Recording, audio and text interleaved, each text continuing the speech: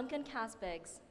Mr. Kasbegs is Executive Director of the Global AI Risks Initiative at the Center for International Governance Innovation, focusing on developing innovative governance solutions to address current and future global issues relating to AI. Mr. Kasbegs has more than 25 years of experience working on domestic and international public policy issues, most recently as the head of strategic foresight at the OECD.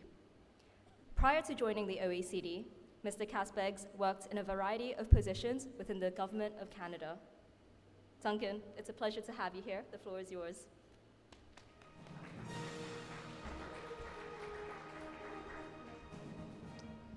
I love that music. I'm getting used to it.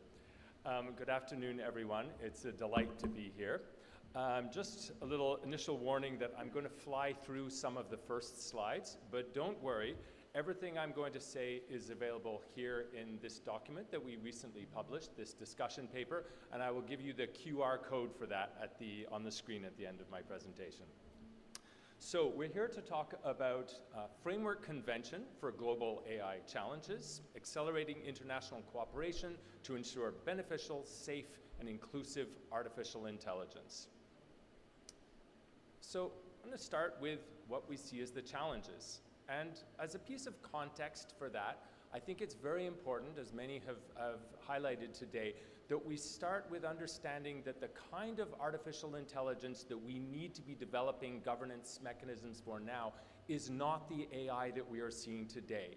We could see in the coming years a very, very different kind of AI, and it's arguable that despite all the hype and enthusiasm and attention that AI is already getting today, we are still significantly underestimating it in terms of the pace of development, the capabilities and power that this AI could have, and the scale of the implications. Jump this. It's not wrong to consider this as a potential exponential curve, where the quantity of time that it takes to go, once we actually reach artificial intelligence systems that have roughly human level capabilities or human level performance across a wide range of capabilities, could then very rapidly leap up to the systems that have vastly superior performance across a wide range of capabilities as well. Now, this is highly uncertain, but there are reasons for thinking that this change, these developments could happen sooner than we expected, sooner than we're necessarily ready for. In the face of uncertainty, what we do need to do as responsible public policymakers, as responsible advisors to public policy, is to be prepared for the most challenging scenarios, including the scenarios where these developments may happen sooner than we're ready for. All right, so our focus is really on the international cooperation to address global scale challenges of AI. Now, many of the governance and policy questions that are raised by AI can and should be addressed at the national level. This is how we can experiment and learn from each other, and that's right. But there are some issues that are truly global in scale and that will require essentially international cooperation. So we're focusing on 3 in our report, and I will go through each one in turn. The first is to realize and share the global benefits of AI. Now, the private sector and private enterprise will produce a huge amount of the benefits on their own without government intervention or regulation, but there are some elements that we will require government involvement and particularly international cooperation to achieve, particularly around access, around global public goods, and particularly around the equitable benefit sharing. The next global scale challenge is mitigating severe global AI risks. So these are risks that would potentially cause harm to all of humanity. They would cross borders. These are issues where you actually can't keep your own citizens safe just by what you do at home. To keep your own citizens safe, you have to work and collaborate with others to build the institutions and build the mechanisms that will ensure safety for all of humanity. This is a chart of the many risks that we're seeing, many of which we already face today on AI, that we're having to deal with, and many of which can be addressed at the national level that affect us more at the local scale. This goes from the individual to national to global in scope, and adaptive to challenging, catastrophic, and ultimately fatal in severity.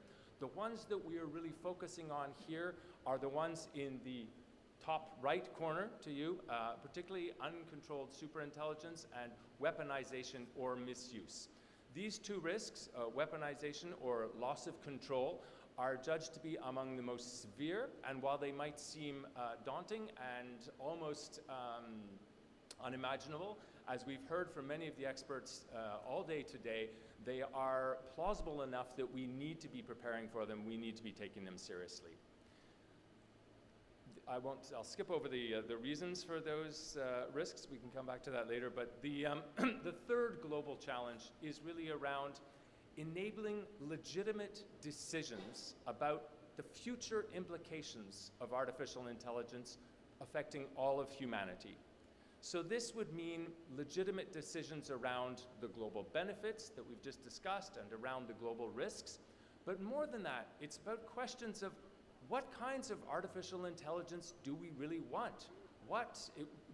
When and under what conditions do we want to bring into existence machines that are potentially vastly more capable than humans? These are kinds of questions that require reflection and collective deliberation and legitimate decision making. These are decisions that cannot and should not be made by just a small handful of people in a small number of AI companies. Right, so if those are the challenges that we may face, now what are some of the solutions? How can we come together to address these questions?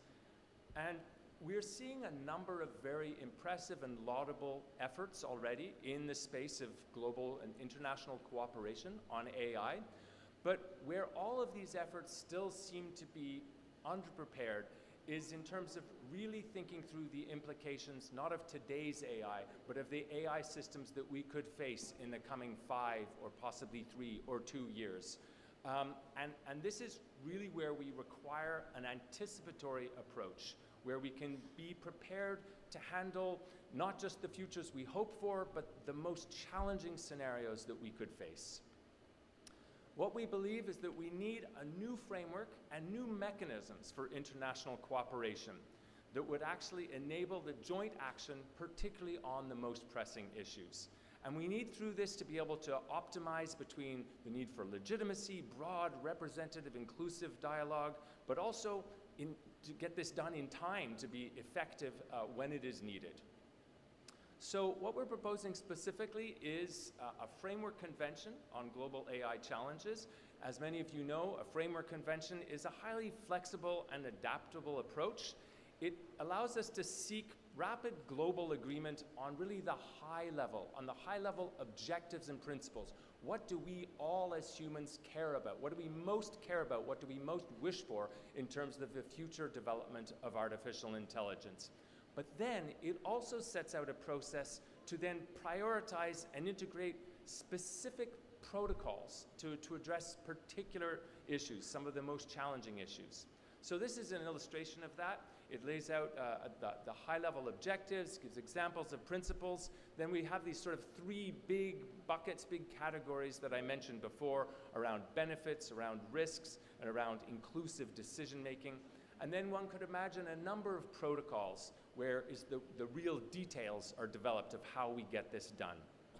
So the one I'm going to focus on now really is the protocol on public safety, on global public safety and security risks from AI.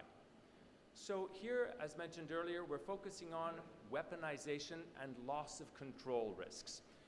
Not because these are the only risks, but because they are a potential extreme severity and high uncertainty about the timelines. So if we really don't know when we could face these risks, then that means they're urgent. It means because we could face them soon. We need to be ready at least for the possibility of having to face them soon. So for that reason, this would be a protocol to prioritize moving ahead on very quickly, possibly at the same time frame as the broader framework convention. This is a kind of mechanism that allows one to engage with key AI powers potentially first and then go global. One can approach it in a variety of different rhythms and configurations. And it is also one, of course, where we can seek synergies with a number of the other protocols that may be being developed at the same time. So the objective really of this principle, of this protocol, is quite simple. Let's mitigate the AI risks to global public safety. Let's ensure that the safety of humanity from the potential risks that AI could pose to us. So at the heart of the protocol is really a tiered risk-based approach. This is based on a fundamental understanding that not all AI systems are the same, not all AI systems pose the same level of risk. We want to have as much of AI as we can without having to overregulate it. We want to have the least amount of regulation as we can while still being able to get the job done.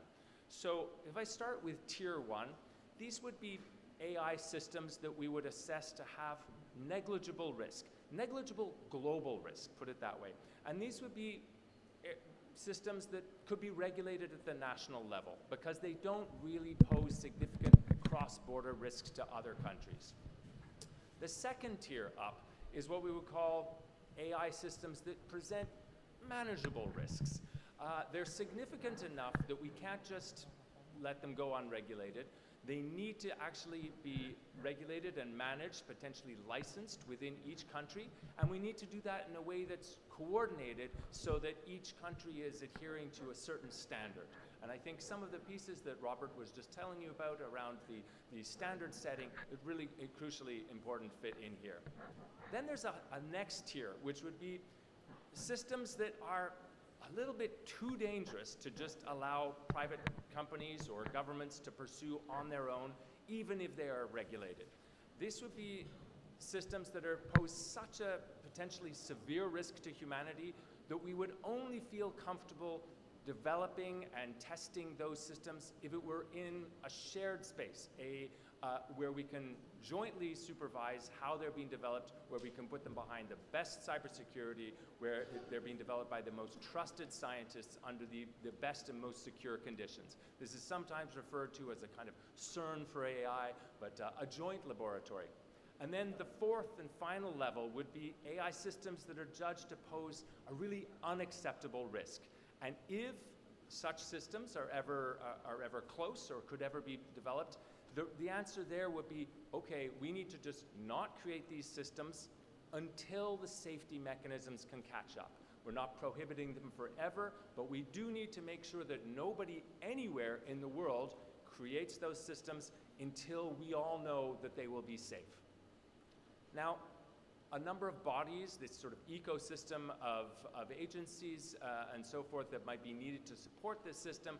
Very briefly, a council to help make the political decisions around these questions, a commission that really does the scientific research, an agency that sets the standards and does the monitoring and enforcement, a laboratory, as I mentioned earlier, and then some form of adjudication.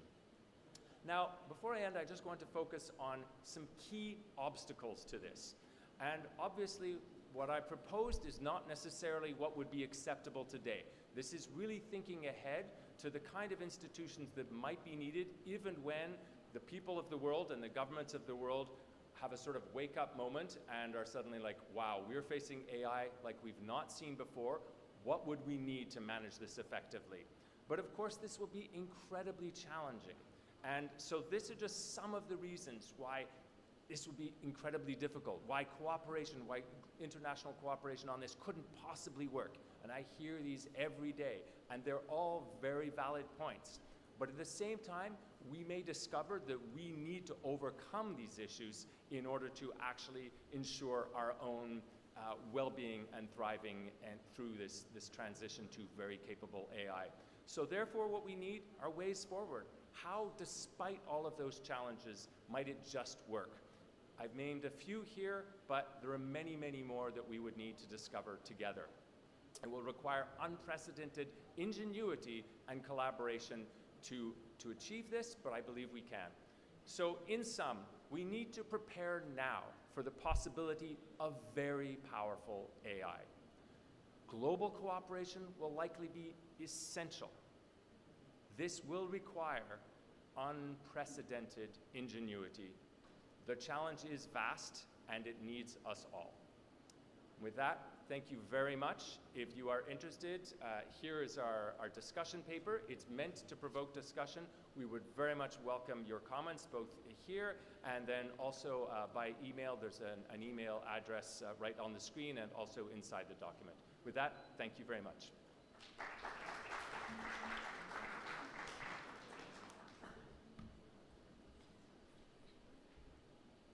Thank you so much, Duncan. Please remain on stage as we